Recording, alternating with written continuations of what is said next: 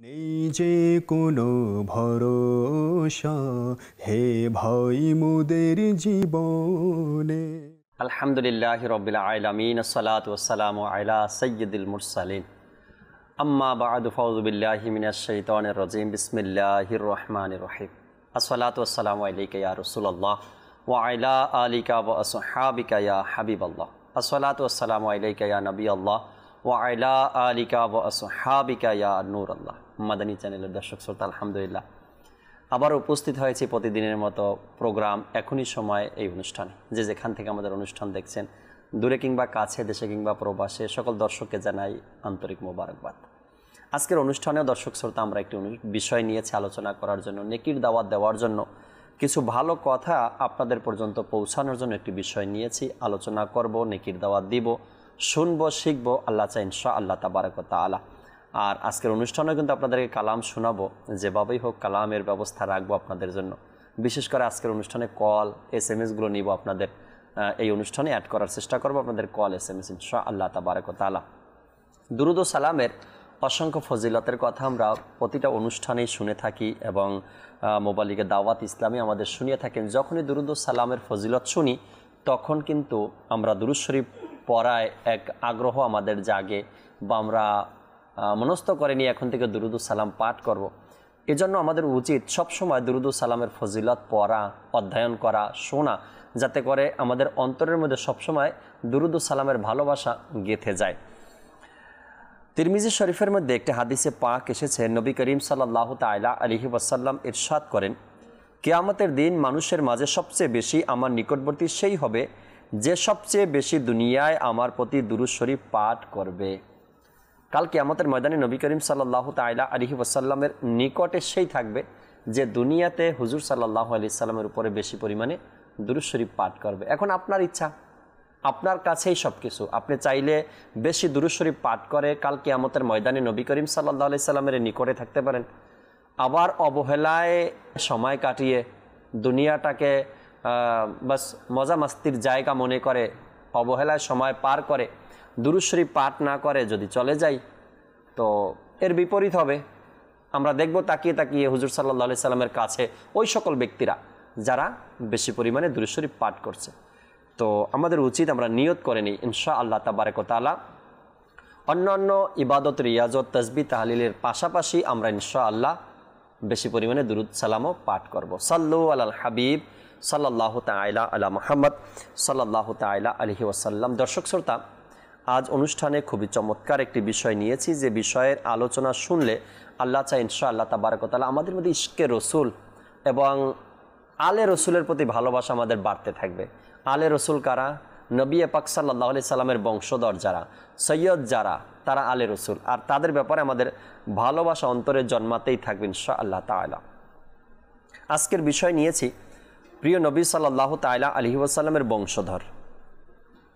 প্রিয় নবী সাল্লাল্লাহু আলাইহি সাল্লামের পরিবার পরিজনে যারা ছিলেন, সদস্য, বংশধর যারা ছিলেন, তাদের ফজিলতের ব্যাপারে কোরআনে পাকের মধ্যে আল্লাহ তাবারক ওয়া তাআলা কি ইরশাদ করেছেন এবং হাদিসে মোবারকার মধ্যে নবী পাক সাল্লাল্লাহু আলাইহি সাল্লাম নিজে কি ইরশাদ করেছেন, এই সকল বিষয়গুলো আমরা শুনবো। তাদের ফজিলত, তাদের বরকত এবং তাদেরকে ভালোবাসা আমাদের কতটুকু দরকার, জরুরি, এবং আমরা কতটুকু ভালোবাসবো, এ ব্যাপারে যেহেতু নবী করিম সাল্লাল্লাহু আলাইহি সাল্লামের ইরশাদে কারিমা হাদিসে পাকের মধ্যে রয়েছে, তো আমরা এই বিষয়গুলো নিয়ে আজকের অনুষ্ঠানে শুনবো, জানবো, আপনাদেরকেও জানানোর আমরা চেষ্টা করব।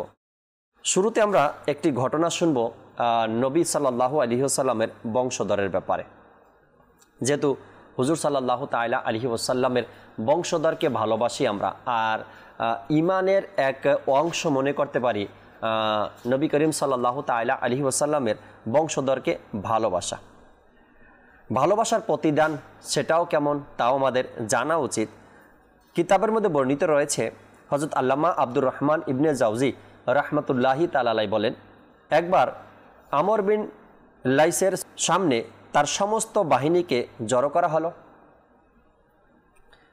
আমর বিন লাইস যখন নিজের এই বিশাল বাহিনী দেখল, আমর বিন লাইস কেঁদে দিলেন এবং মনে মনে বলতে লাগলো, যদি ইমাম হোসাইন রাদিয়াল্লাহু তাআলা আনহু এর শাহাদাতের সময় আমি সেখানে উপস্থিত থাকতাম আর আমার সাথে এত বড় বাহিনী থাকতো, তবে আমি নিজের প্রাণ, শান ও শওকত এবং পুরো বাহিনীকে তার প্রতি কোরবান করে দিতাম। একজন ব্যক্তির আমর বিন লাইস, তার কেমন ছিল মনের ভাষণা যে যদি হোসাইন রাদিয়াল্লাহু তাআলা আনহুকে যখন শহীদ করা হয়, শাহাদাত বরণ করেন তিনি, ওই সময় যদি আমি উপস্থিত থাকতাম, তবে শান ও শওকাত ও পুরো বাহিনীকে তার পবিত্র কদমে আমি কোরবান করে দিতাম। সেই যুগের কোনো অলির স্বপ্নে প্রিয় নবী সাল্লাল্লাহু তাআলা আলাইহি ওয়াসাল্লামের জিয়ারত হলো। ওই জমানায় একজন অলি নবী করিম সাল্লাল্লাহু তাআলা আলাইহি ওয়াসাল্লামকে জিয়ারত করলেন, স্বপ্নে দেখলেন।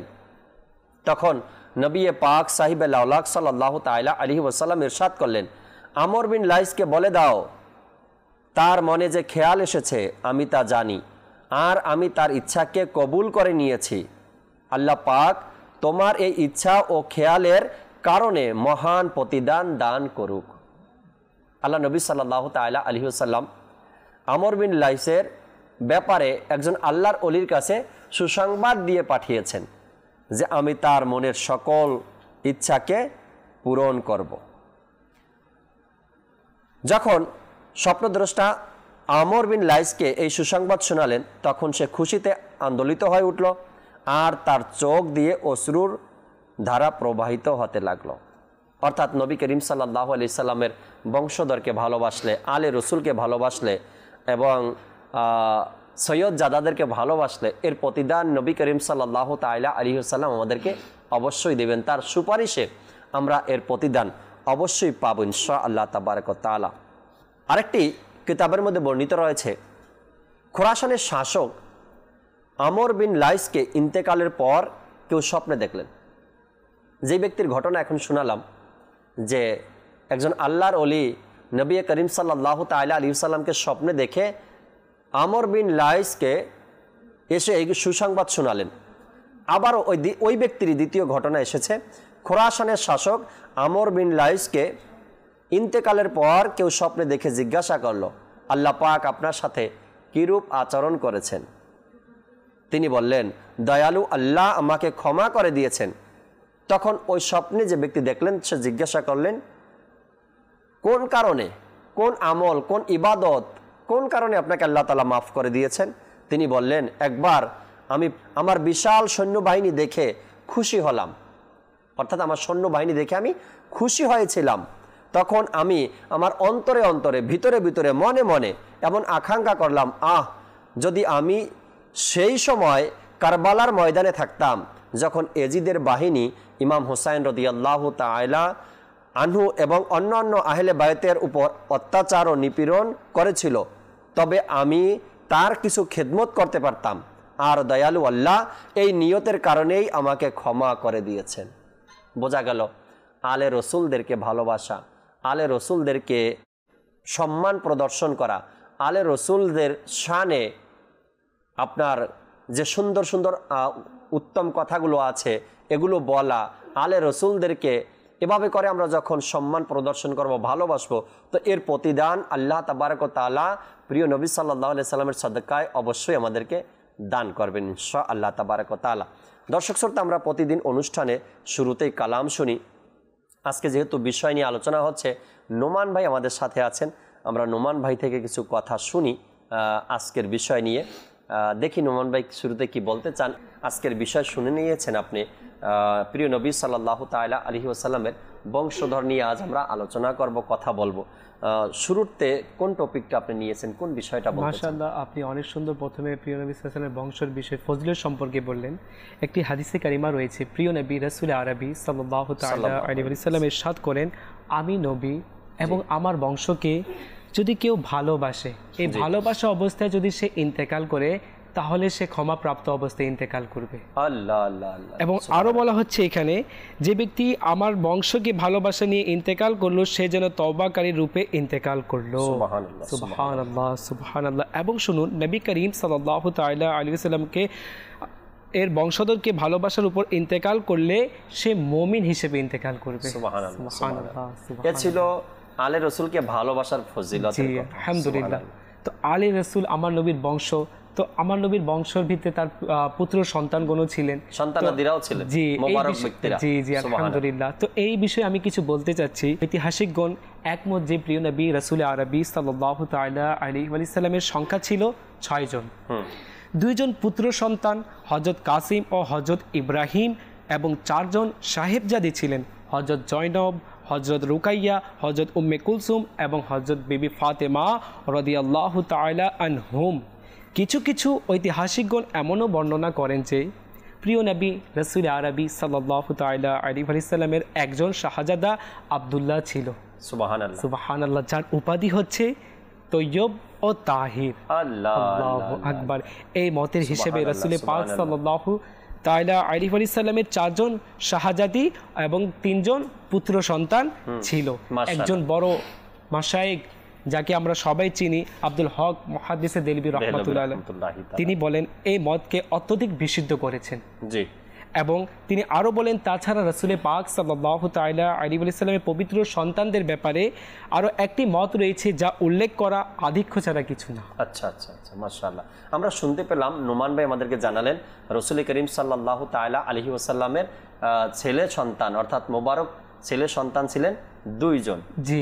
আর মেয়ে সন্তান ছিলেন 4 জন। তাদের আলাদা আলাদা পরিচয় আমরা জানবো এবং তাদের বিষয়ে কিছু আলোচনা নোমান ভাই আরেক জায়গায় এসেছে। আরেকজন সন্তান ছিলেন আব্দুল্লাহ, যার উপাধি তাহের এবং তৈয়ব। মাশাআল্লাহ মাশাআল্লাহ। কোন বর্ণনাতে পাওয়া যায় 3 জন ছেলে ছিলেন, 4 জন মেয়ে সন্তান ছিলেন। আবার কোন বর্ণনাতে পাওয়া যায় 2 জন ছেলে সন্তান ছিলেন এবং 4 জন মেয়ে সন্তান ছিলেন। আল্লাহ তাবারক ওয়া তাআলা ওই সকল মোবারক ব্যক্তিদের ওসিলাতে আল্লাহ তাআলা আমাদেরকে ক্ষমা করুক। আজ আমরা তো ওই সকল মোবারক ব্যক্তিদেরকে নিয়ে আলোচনা করব যারা নবী পাক সাল্লাল্লাহু আলাইহি সাল্লামের রক্ত মোবারক থেকে, যারা নবী পাক সাল্লাল্লাহু আলাইহি সাল্লামের ঔরসে ঘরে লালিত পালিত হয়েছেন, যারা নবী পাক সাল্লাল্লাহু আলাইহি সাল্লাম থেকে আদর্শ শিখেছেন। আজ আমরা ওই সকল মহান ব্যক্তিদের জীবনী আমরা শুনবো। আমাদের সাথে আরো একজন মোবাইল দাওয়াত ইসলামী আছেন আজ, কামরুজ্জামান ভাই। কামরুজ্জামান ভাই থেকে কিছু শুনি আমরা, এরপরে আমিও কিছু শোনাবো আপনাদেরকে, এরপরে কলগুলো নিব ইনশাআল্লাহ তাআলা। কামরুজ্জামান ভাই, আজকের বিষয় প্রিয় নবী সাল্লাল্লাহু আলাইহি সাল্লামের বংশধর আর যাদেরকে ভালোবাসা ইমানদারের ইমানি দায়িত্ব। আর ওই সকল ব্যক্তি সম্পর্কে যদি আমরা না জানি কেমন ছিল নবী সাল্লাল্লাহু আলাইহি সাল্লামের বংশধর আর তাদের পরিচয় কি, তাদের ভালোবাসা, তাদের লক্ষণ, এগুলো যদি না জানি আমরা, তবে ভালোবাসা তো তেমন একটা বাড়বে না। যেই বিষয়ের প্রতি মানুষ যত বেশি জানে ওই বিষয়ের প্রতি তার ভালোবাসাটা ততই বাড়তে থাকে। তো আলে রসুলদেরকে ভালোবাসতে হবে, এটা আল্লাহ নবী সাল্লাল্লাহু আলাইহি সাল্লাম ইরশাদ করেছেন, আল্লাহ তাবারক ওয়া তাআলা ইরশাদ করেছেন। তো আমরা ভালো যে বাসবো, ভালোবাসার আগে তাদের ফজিলত সম্পর্কে আমাদের জানা দরকার। কিছু আমরা আলোচনা শুনি কামরুজ্জামান ভাই থেকে, এরপরে কলের দিকে যাবো ইনশাআল্লাহ। আলহামদুলিল্লাহি রাব্বিল আলামিন ওয়াসসালাতু ওয়াসসালামু আলা সাইয়্যিদিল মুরসালিন। মাশাআল্লাহ, আজ যে বিষয় নেওয়া হয়েছে আমি বলবো এটি আমাদের ঈমানের সাথে সম্পৃক্ত। জি। নবী পাক সাল্লাল্লাহু আলাইহি ওয়াসাল্লামকে ভালোবাসা এটা আমাদের ঈমানের দাবি। ঠিক তদ্রূপভাবে নবী করিম সাল্লাল্লাহু আলাইহি ওয়াসাল্লামের সাথে যে সকল বিষয় সম্পৃক্ত সে সকল বিষয়কে ভালোবাসা আমাদের ঈমানের দাবি। আর প্রসঙ্গ যখন চলে আসে প্রিয় নবীর বংশধর, আল্লাহু আকবার, উদাহরণস্বরূপ আপনি যদি কোনো ব্যক্তিকে ভালোবাসেন, তার মন জয় করতে চান, তাহলে যদি তার ছোট বাচ্চা থাকে তাহলে আপনি তার বাচ্চাকে খুশি করার চেষ্টা করবেন, তার সন্তানকে খুশি করার চেষ্টা করবেন। কেননা যদি ছেলে খুশি হয় বাবা অটোমেটিক খুশি হয়ে যাবে, কারণ ছেলে খুশিতে বাবা খুশি। এখন আমরাও যদি প্রিয় নবী সাল্লাল্লাহু আলাইহি সাল্লামকে খুশি করতে চাই, রাজি করতে চাই, তাহলে প্রিয় নবীর সাথে যে সকল বিষয় সম্পৃক্ত আছে সেগুলোকে আমাদেরকে ভালোবাসতে হবে। আর তন্মধ্যে হচ্ছে নবী করিম সাল্লাল্লাহু আলাইহি সাল্লামের বংশধর। নবী করিম সাল্লাল্লাহু আলাইহি সাল্লামের বংশধরের মধ্যে আমরা ইতিপূর্বে শুনেছি কিছু মনীষীর নাম। তো তন্মধ্যে বিশেষ যে ভূমিকা রাখে নবী করিম সাল্লাল্লাহু আলাইহি সাল্লামের বংশধরদের মাঝে তা হচ্ছে আহলে বাইত। তো আহলে বাইতদেরকে ভালোবাসা এটা হচ্ছে ঈমানের দাবি, আর এটা ঈমানের সাথে সম্পৃক্ত। আর আহলে বাইতের ব্যাপারে আল্লাহ সুবহানাহু ওয়া তাআলা স্বয়ং কোরআনে কারীমের মধ্যে ইরশাদ করেন, যা সূরা আহজাবের 33 নং আয়াত, যা বিসমিল্লাহির রহমানির রহিম, ইন্নামা ইউরিদুল্লাহু লিইউযহিবা আনকুমুর রিজসা আহলাল বাইতি ওয়া ইউতাহহিরাকুম তাতহীরা। যা কানজুল ঈমান থেকে অনুবাদ। আল্লাহ তো এটাই চান যে তোমাদের কাছ থেকে প্রত্যেক অপবিত্রতা দূরীভূত করে দেবেন এবং তোমাদেরকে পবিত্র অতীব পরিচ্ছন্ন করে দেবেন। সুবহানাল্লাহ। আর আহলে বাইতের ব্যাপারে আমাদের প্রিয় নবী রাসূল আরবি সাল্লাল্লাহু আলাইহি সাল্লাম অসংখ্য হাদিসে কারিমা ইরশাদ করেছেন। তোর মধ্যে একটা হাদিসে পাক যদি আমরা বলতে যাই, যে নবী করিম সাল্লাল্লাহু আলাইহি সাল্লাম ইরশাদ করেন, তোমাদের মাঝে আমার আহলে বাইতের দৃষ্টান্ত তদ্রূপ যেরূপ নূহ আলাইহিস সালাতু ওয়াস সালামের নৌকা। যে ব্যক্তি ওই নৌকাতে আরোহণ হয়েছে, মান রাকিবা নাজা ওয়া মান তাখাল্লাফা আনহা ফাহুয়া গরাকা, যে নূহ আলাইহিস সালাতু ওয়াস সালামের নৌকাতে আরোহণ করেছে সে কামিয়াবি হয়েছে। সুবহানাল্লাহ। আর যে নূহ আলাইহিস সালাতু ওয়াস সালামের নৌকাতে আরোহণ করেনি সে ধ্বংস হয়ে গেছে। তো ঠিক তদ্রূপভাবে আমরাও যদি আহলে বাইতকে, নবী করিম সাল্লাল্লাহু আলাইহি সাল্লামের বংশধরদেরকে ভালোবাসি, এটা আমাদের ঈমানে কামিলের পরিচয় হবে, ঈমানের পরিপূর্ণতার পরিচয় আমরা লাভ করতে পারবো। আর যদি আমরা নবী পাক সাল্লাল্লাহু আলাইহি সাল্লামের বংশধরদেরকে ভালো না বাসি, তাদেরকে সম্মান না করি, ইজ্জত না করি, তার মানে বোঝা যাবে যে আমাদের ঈমানের মাঝে অপরিপূর্ণতা আছে, দুর্বলতা রয়েছে আমাদের ঈমানের মধ্যে। রাইট। ঈমানকে পরিপূর্ণ করার জন্য, ঈমানের সতেজতা পাওয়ার জন্য, ঈমানকে কামিল করার জন্য, কামিল ঈমান করার জন্য বা কামিয়াবি মুমিন হওয়ার জন্য আমাদেরকে যে শব্দগুলো আমি বললাম, এই মুমিনের ব্যাপারেই বললাম, এগুলো যদি অর্জন করতে চাই আমরা, তবে নবী করিম সাল্লাল্লাহু তাআলা আলাইহি ওয়াসাল্লামের বংশধরকে ভালোবাসতে হবে। নোমান ভাই যে বিষয়টা শুরু করেছিলেন ওটাও শুনবো। ইমাম হুসাইন রাদিয়াল্লাহু তাআলা আনহুর প্রতি ভালোবাসার আরেকটি ঘটনা আমি শুনাই, এরপর আপনার কাছে আসবেন ইনশাআল্লাহ তাআলা।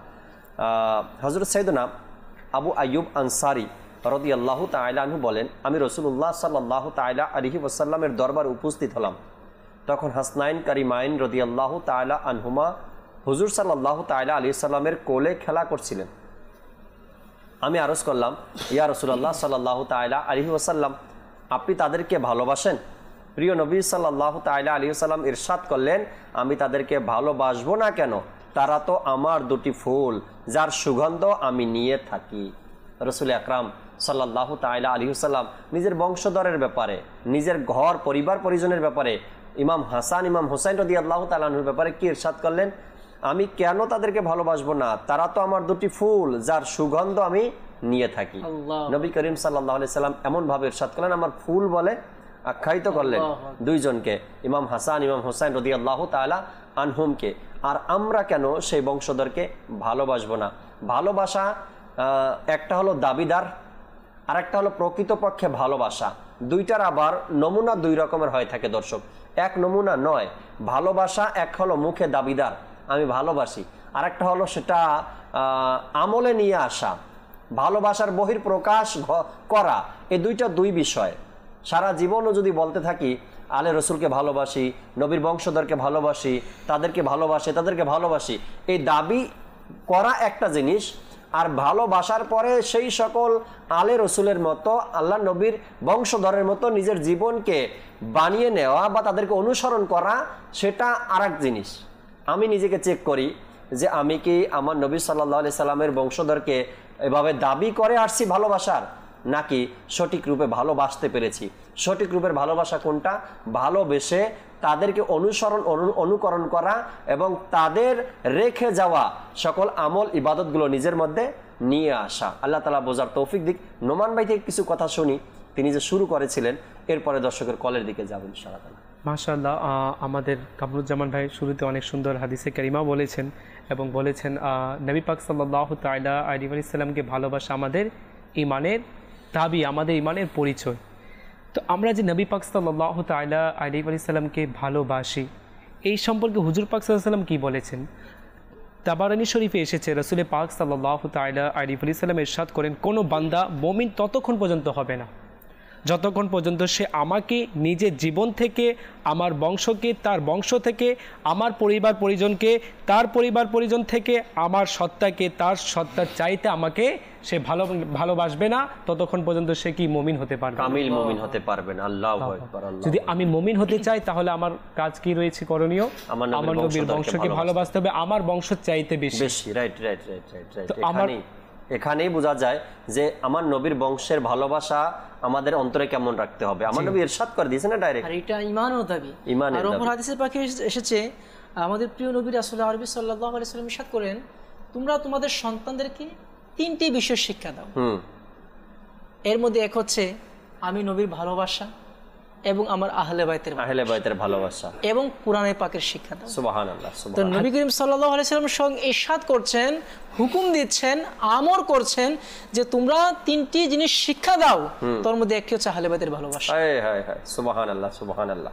আর নবী করিম সাল্লাল্লাহু তাআলা আলাইহি সাল্লাম ভবিষ্যৎবাণী করতে গিয়ে, ভবিষ্যৎবাণী জানাতে গিয়ে বা ভবিষ্যতে কি হবে এটা বলতে গিয়ে নবী আকরাম সাল্লাল্লাহু আলাইহি সাল্লাম বলেন, আমার বংশের ভালোবাসা যদি তাদেরকে শিখাও, আহলে বাইতের ভালোবাসা যদি তাদেরকে শিখাও, তবে তারা এক পথে থাকবে, এক রাস্তায় থাকবে, যে রাস্তা সিরাতুল মুস্তাকিমের রাস্তা।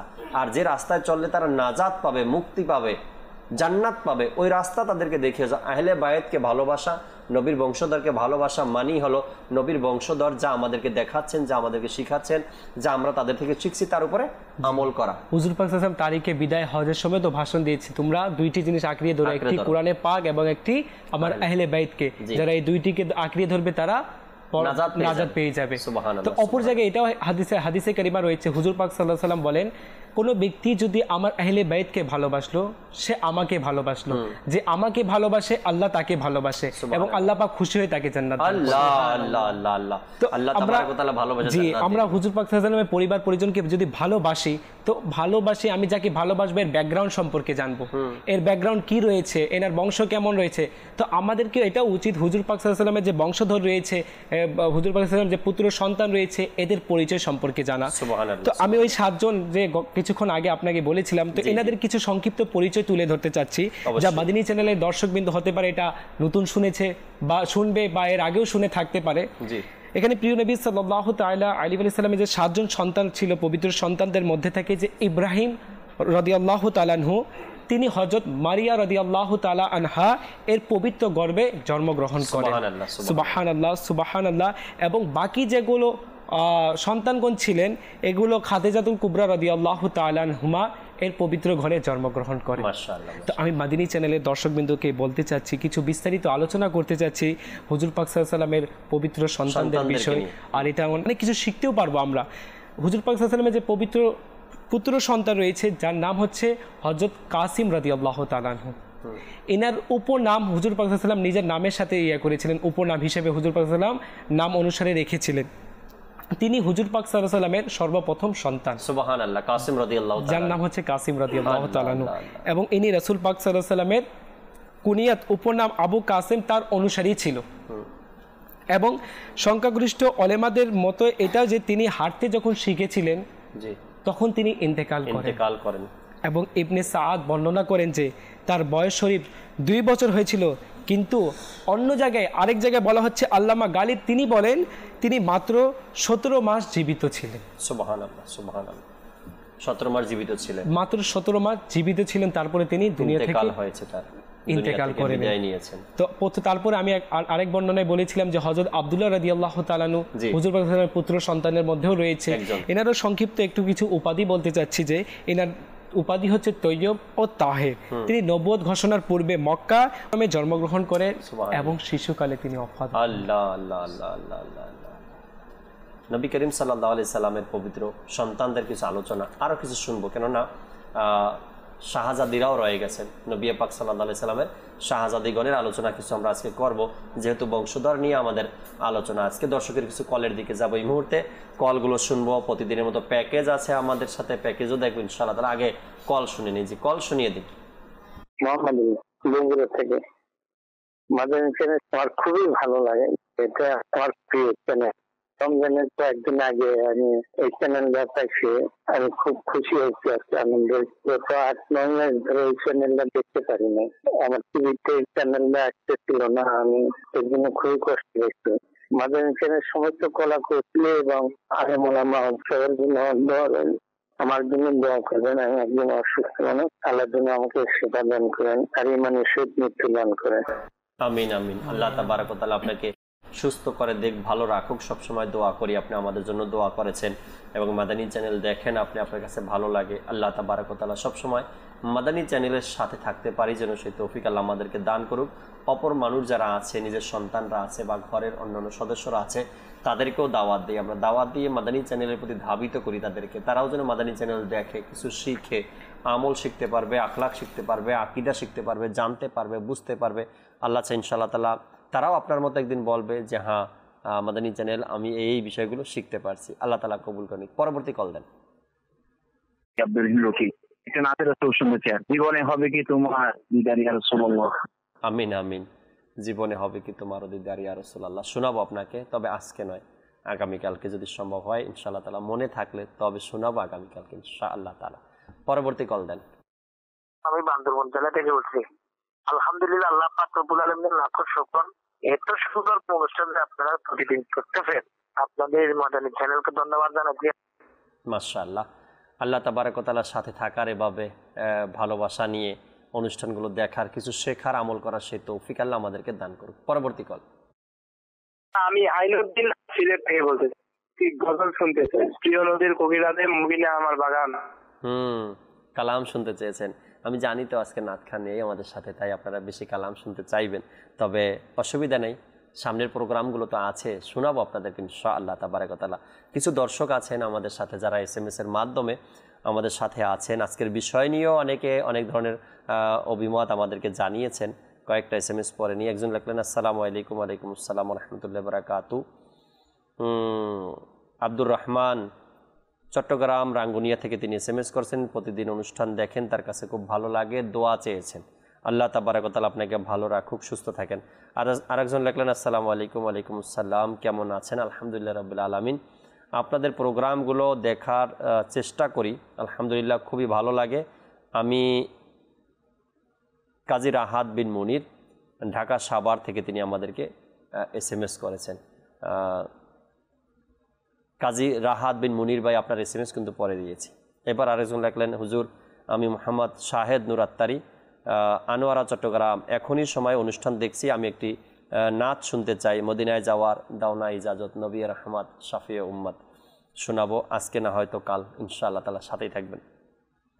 এরপরে নারায়ণগঞ্জ থেকে আরেক ভাই আমাদেরকে SMS করেছেন, কেমন আছেন জিজ্ঞাসা করলেন। আলহামদুলিল্লাহ রাব্বিল আলামিন। আজকের প্রোগ্রামের বিষয় নিয়েছেন প্রিয় নবী সাল্লাল্লাহু তাআলা আলাইহি সাল্লামের বংশধর। আলোচনা খুবই মনোমুগ্ধকর শুনছিলাম, আরও আলোচনা শুনবো আশা রাখি। হুজুর সাল্লাল্লাহু আলাইহি সাল্লামের ছেলে সন্তানদের ব্যাপারে, অর্থাৎ মোবারক ব্যক্তিদের ব্যাপারে আমাদের নোমান ভাই কথা বলছিলেন। কথাগুলো যদি সম্পূর্ণ করতেন তবে ভালো হতো, তাদের সন্তানদের ব্যাপারে কিছু জানতে পারতাম। জি, প্রিয় নবী সাল্লাল্লাহু তাআলা আলাইহি সাল্লামের যে ছেলে সন্তান যারা ছিলেন, ওই সকল মোবারক ব্যক্তিরা বড় হয়ে ওঠার আগেই দুনিয়া থেকে বিদায় নিয়েছেন। আমরা এগুলো জানি স্পষ্টভাবে যে হুজুর সাল্লাল্লাহু আলাইহি সাল্লামের বর্ণনা মোতাবেক 2 সন্তান ছিলেন, ছেলে সন্তান, 3 ছেলে সন্তান ছিলেন। সবাই শৈশবে দুনিয়া থেকে বিদায় নেন, আল্লাহ তাবারক ওয়া তাআলার ডাকে তারা সাড়া দিয়ে দুনিয়া থেকে বিদায় নিয়েছেন। বাকি 4 জন কন্যা সন্তান শাহজাদি যারা ছিলেন, পবিত্র মোবারক সেই শাহজাদিরা, তাদের জীবনী অধ্যয়ন করতে পারি, আমরা পাই আমরা তারা কে কেমন কোথায় কতটুকু হায়াতে মোবারকা তারা পেয়েছেন, এ বিষয়ে আমরা শোনাবো। আজকে নোমান ভাই আমাদের সাথে আছেন, শোনাবেন ইনশাআল্লাহ তাবারক ওয়া তাআলা। অনেকগুলো SMSও পড়লাম, কলগুলো আপনাদের শুনলাম, তবে কামরুজ্জামান ভাই আমাদের সাথে আছেন, আমরা কামরুজ্জামান ভাই দিকে যাবো আমরা ইনশাআল্লাহ তাআলা। জি, শুনেছিলাম ইন্নামা ইউরিদুল্লাহু লিইউযহিবা আনকুম রিজসা আহলাল বাইতি ওয়া ইউতাহহিরাকুম তাতহীরা, যে আল্লাহ পাক আহলে বাইতদেরকে পুত পবিত্র করেন। জি, তাদেরকে পুত পবিত্র করেন, পবিত্র করেন। তো আল্লাহ পাক তো তাদেরকে সর্বপ্রকার দোষ ত্রুটি থেকে পবিত্র রেখেছেন, কেননা আল্লাহ পাক স্বয়ং নিজেই ইরশাদ করেছেন যে আমি তাদেরকে পবিত্র করেছি। এখন আল্লাহ পাক পবিত্র অতি মাত্রায়, যেখানে তাকিদের সাথে বাক্য নিয়ে এসেছে, জোর দেওয়া হয়েছে, তাদেরকে পুত পবিত্র করেছি। তো দেখুন, আমরা জানি জাকাত আমরা দিই, তো জাকাতের একটি অর্থ হচ্ছে যে পবিত্র হয়ে যাওয়া, অর্থাৎ আপনার যে ময়লা মালগুলো আছে, সম্পদগুলো আছে, আপনার সম্পদ থেকে 2.5% সম্পদ আপনি বের করে নিয়েছেন, তো এটা আপনি মানুষকে দিয়ে দিবেন, গরিবকে দিয়ে দিবেন। তো এটা হচ্ছে এক ধরনের একটি ময়লা, কিন্তু এই ময়লাটা আহলে বাইতদের জন্য হারাম। আপনি যাকে জাকাত দেন, জাকাত হবে, কিন্তু যদি আহলে বাইতদেরকে জাকাত দেন, নবীর বংশধরদের জাকাত দেন, আপনার জাকাত হবে না, নিষেধ করা কারণ তাদের জন্য হারাম। কারণ তারা হচ্ছে পবিত্র, আর পবিত্র সত্তারা এগুলো গ্রহণ করবে না। এটা তো জাকাত। সচরাচর সদকাও তাদের জন্য হারাম। আপনি সদকা দিবেন, সদকাও তাদের জন্য কবুল হবে না, তারা হচ্ছে পুত পবিত্র। আল্লাহ পাক দুনিয়া আখিরাত দুনো জাহানে তাদেরকে পবিত্র সম্মানিত করেছেন সর্বদিক দিয়ে। আল্লাহু আকবার। যদি তাদেরকে দিতে হয় তবে হাদিয়া স্বরূপ। সুবহানাল্লাহ। সম্মানের সাথে, তাও ভালোবাসার সাথে। সুবহানাল্লাহ। হ্যাঁ, এখানে যেহেতু ভালোবাসার প্রসঙ্গ চলে এসেছে, আমরা আহলে বাইতদেরকে মানি, আহলে বাইতদেরকে বিশ্বাস করি। তো মানাটা যে আমি মান্য করব, এই মান্য করাটা এটা 3 ভাবে বিভক্ত করা যায়। এক শ্রেণীর মানা হচ্ছে লোভে মানা, লোভ লালসায় মান্য করা। আর দ্বিতীয়ত হচ্ছে ভয়ে মানা, আতঙ্কে ভীতিগ্রস্ত হয়ে মান্য করা। আর তৃতীয় হচ্ছে ভালোবাসার সহিত মান্য করা। যেমন আরবের কাফেররা প্রিয় নবীকে ভয়ে মানত। অনেক কাফের এমন ছিল, যদি প্রিয় নবীকে মান্য না করে হয়তো মুসলমানরা আমার উপর আক্রমণ করবে, ভয়ে মানত, ভীতিগ্রস্ত হয়ে নবীকে মান্য করত। আর আরবের মুনাফিকেরা তারা লোভে মান্য করত, লোভ লালসায়। যদি আমি মুসলমানদের সাথে যুদ্ধে অংশগ্রহণ করি তাহলে গনিমতের মাল আমি পাবো, আমি সম্মানিত হব, মানুষ আমাকে সাহাবাই বলবে, অনেকে আমাকে নবীর সহচর্য বলবে, আমি সম্মানিত হব। লোভ লালসায় মান্য করত। কিন্তু তারা কিন্তু মুমিন হতে পারেনি, কাফেরও মুমিন হতে পারেনি, মুনাফিকও মুমিন হতে পারেনি। কিন্তু সাহাবায়ে কেরাম তারা ভালোবাসার সহিত মান্য করেছে, এজন্য সাহাবায়ে কেরাম হয়ে গিয়েছে, অন্তর দিয়ে মান্য করেছে। ঠিক তদ্রূপভাবে আহলে বাইতদেরকে আমাদেরকে অন্তর দিয়ে, অন্তরের গভীর স্তর থেকে মান্য করতে হবে, ভালোবাসার সহিত মান্য করতে হবে।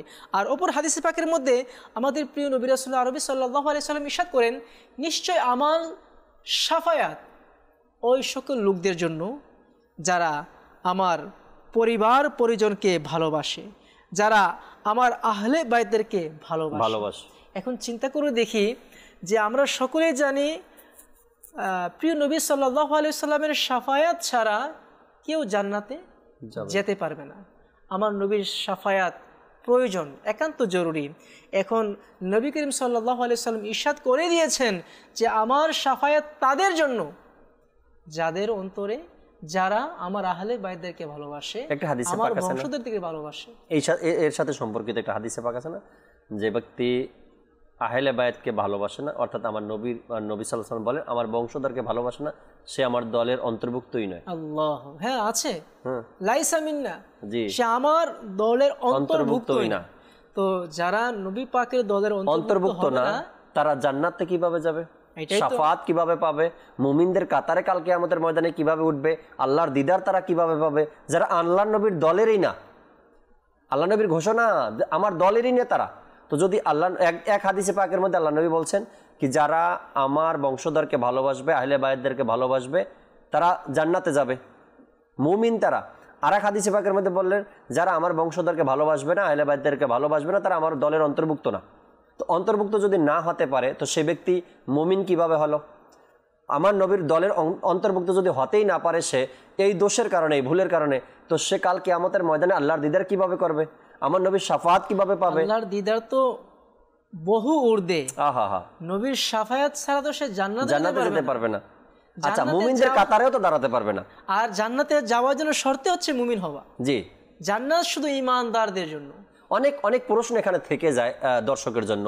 আল্লাহ নবী সাল্লাল্লাহু আলাইহি সাল্লামের যে হাদিসে মোবারকা, যদি আমরা আহলে বাইতদেরকে ভালোবাসতে না পারি, অন্তর থেকে যদি ভালোবাসতে না পারি, ওই যে 3টা উদাহরণ আপনি দিয়েছেন, যে একটা হলো কি ভয়ের মধ্যে পড়ে আল্লাহ নবীকে, আহলে বাইতদেরকে ভালোবাসা, আর একটা হলো লোভ লালসায় পড়ে। হ্যাঁ, হয় এরকমের। আজকে আহলে বাইতদের পিছনে বড় বড় সিরিয়াল থাকে, বা আল্লাহর আহলে বাইতদের প্রতি আল্লাহ নবীর বংশধর যদি কখনো আমাদের এলাকায়, আমাদের শহরে চলে আসে, তো দেখা যায় বড় বড় ব্যক্তিরা কি করে, তার পিছনে থাকে বা সাথে থাকে, আসন গ্রহণ করে। আচ্ছা, সেখানে যদি আমি ভালো না বাসি বা এমন হয় থাকে। আরেকটা হলো ভালোবাসা, অন্তর থেকে ভালোবাসা আহলে বাইতদেরকে, নবীর বংশধরদেরকে।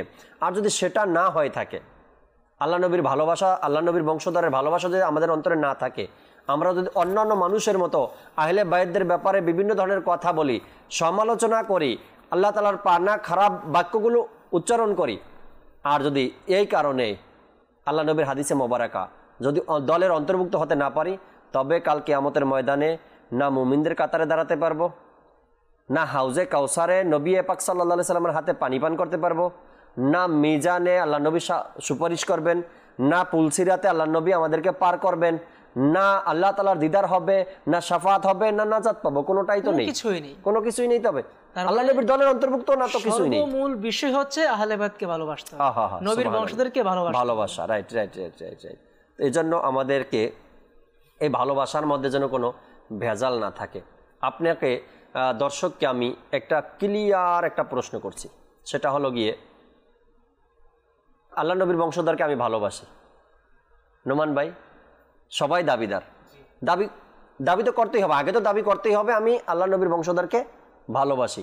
আল্লাহ নবীর বংশধরের মধ্যে কি মিথ্যা ছিল কখনো? আল্লাহ তাআলার পানা কখনো মিথ্যা ছিল না, কিন্তু আমার মধ্যে মিথ্যা দিয়ে ভরা। কেন? তার মানে বোঝা যায় যেভাবে ভালোবাসার দরকার, অনুকরণ করা দরকার, সেভাবে আমি করতে পারছি না। আল্লাহ নবী সাল্লাল্লাহু আলাইহি সাল্লামের বংশধরের মধ্যে কি বেনামাজি ছিল? আল্লাহ তাআলার পানা না, কখনোই নয়। তারা নামাজ তো কেমন নামাজি ছিলেন তারা, আসছে না বর্ণনার মধ্যে। আল্লামা ইবনে আসির জাজরি রহমতুল্লাহ তাআলা বলেন, হযরত ইমাম হোসাইন রাদিয়াল্লাহু তাআলা আনহু অধিকারে নামাজ পড়তেন, রোজা রাখতেন, হজ করতেন, সাদাকা ও খয়রাত দিতেন এবং সমস্ত কল্যাণমূলক কাজে অংশগ্রহণ করতেন। আর একটি বর্ণনার মধ্যে আসছে, তার সন্তান হযরত সাইয়েদুনা ইমাম জয়নুল আবেদিন রাদিয়াল্লাহু তাআলা আনহু বলেন, আমার সম্মানিত আব্বা জান হযরত সাইয়েদুনা ইমাম হুসাইন রাদিয়াল্লাহু তাআলা আনহু দিন এবং রাতে 1000 নফল নামাজ আদায় করতেন। আল্লাহ নবীর বংশধরের নামাজের দিকে তাকাই আর আমাদের নামাজের দিকে তাকাই, তাদের দান খয়রাতের দিকে তাকাই, আমাদের দান খয়রাতের দিকে তাকাই, তাদের মানুষের সাথে সৎ আচরণের দিকে তাকাই আর আমাদের দিকে তাকাই, তারা মানুষের ক্ষমা কেমন করছেন, তাদের ক্ষমার দিকে তাকাই আর আমাদের ক্ষমার দিকে তাকাই। অর্থাৎ যদি তাদেরকে ভালোবাসি আমরা, তো ভালোবাসলে তাদের অনুকরণ করাটা ভালোবাসার বহিঃপ্রকাশ। তাদের মুখে দাড়ি শরীফ ছিল, আমার মুখে কোথায়? তাদের মাথায় ইমামা শরীফ ছিল, আমার মাথায় কোথায়? তাদের সুন্নতি লেবাস ছিল, আমার সুন্নতি লেবাস কোথায়?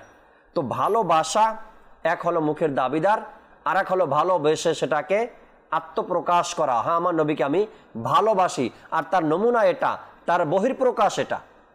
আল্লাহ তাবারক ওয়া তাআলা বোঝার আর আমল করার তৌফিক দান করুক। দর্শক শ্রোতা, ভাবে যদি আমাদের অন্তরের মধ্যে মদিনার ভালোবাসা সবসময় জাগ্রত হতে থাকে, তো আল্লাহ তাআলার দয়ায় একদিন না একদিন ইনশাআল্লাহ তাআলা এই দুনিয়ার ভালোবাসা, আশেপাশের ভালোবাসা, টাকা সম্পদের ভালোবাসা থেকে বিরত নিয়ে একদিন ইনশাআল্লাহ মদিনাতুল মুনাওয়ারার পথে আমাদেরও সফর শুরু হবে, রওনা শুরু হবে।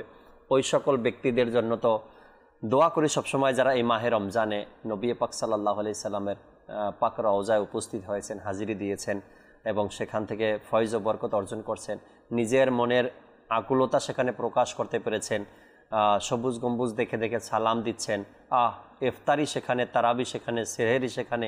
যেই নবীর সাদকায় রমজান পেয়েছি, যেই নবীর সাদকায় ইফতারি পেলাম, যেই নবীর সাদকায় এই সকল মহান নেয়ামতগুলো পেয়েছি, আর সেই নবীর কদমে যদি কোনো ব্যক্তি উপস্থিত হয়, হাজিরি দেয়, আর সেখানে গিয়ে বলে, ইয়া রাসূলুল্লাহ আপনার সাদকাতেই তো রমজান পেয়েছি, আমার রোজাটাকে কবুল করে নেন। ইয়া রাসূলুল্লাহ আপনার দরবারে রমজান এসেছে। আচ্ছা, রমজানের ফজিলতের কথাও বেশি এসেছে। রমজানে নিজ দেশে থেকেও যদি কোনো ব্যক্তি ইবাদত করে, তো তার নফলের সওয়াব ফরজ বরাবর দেওয়া হয়। আর ওই ব্যক্তি যদি হেরেম শরীফে থাকে, মাহে রমজানে যদি মদিনাতুল মুনাওয়ারাতে থাকে, তোর সওয়াব তো যেভাবে হাদিসে পাকের মধ্যে এসেছে 1,00,000 গুণ এবং 50,000 গুণ বৃদ্ধি করে দেওয়া হবে। তো রমজানে তো এর মাল্টি করলে তো কত হয়ে যায় আল্লাহ তাআলার দয়ায়। তো মাহে রমজান আল্লাহ তাবারক ওয়া তাআলা আমাদেরকে বাস মদিনাতুল মুনাওয়ারা হাজিরি আমাদের আল্লাহ নসিব করুক। আমরা আলোচনাও শুনবো নোমান ভাই থেকে, এরপর একটা প্যাকেজ আছে দর্শকের জন্য, প্যাকেজটা ইনশাআল্লাহ তাআলা আমরা নিব। নোমান ভাই আরো কিছু মাদানী ফুল দর্শকের উদ্দেশ্যে। আমরা তো শুনতেছিলাম হুজুর পাক সাল্লাল্লাহু তাআলা আলাইহি সাল্লামের পবিত্র সন্তান, জি, সন্তানদের ব্যাপারে। এনার সর্বশ্রেষ্ঠ সন্তানদের মধ্যে সর্বশ্রেষ্ঠ সন্তান হচ্ছে ইব্রাহিম রাদিয়াল্লাহু তাআলা। আল্লাহ আল্লাহ আল্লাহ। ইনি 8ম হিজরি জিলহজ মাসে মদিনা শরীফে আলিয়া নামক স্থানে জন্মগ্রহণ করেন। সুবহানাল্লাহ সুবহানাল্লাহ।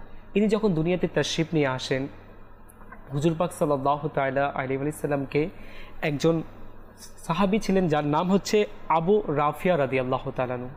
ইনি আমার নবীর দরবারে আলিয়া থেকে মদিনাতে আসে আমার নবী দরবারে হাজিরি দেয় এবং বলে, ইয়া সাইয়্যিদি ইয়া রাসূলুল্লাহ, আপনার পুত্র সন্তান দুনিয়াতে এসেছে। সুবহানাল্লাহ। আমার নবী শুনে খুব খুশি হলেন এবং এই খুশি হয়ে তিনি একটি গোলামকে আজাদ করে দিলেন। সুবহানাল্লাহ।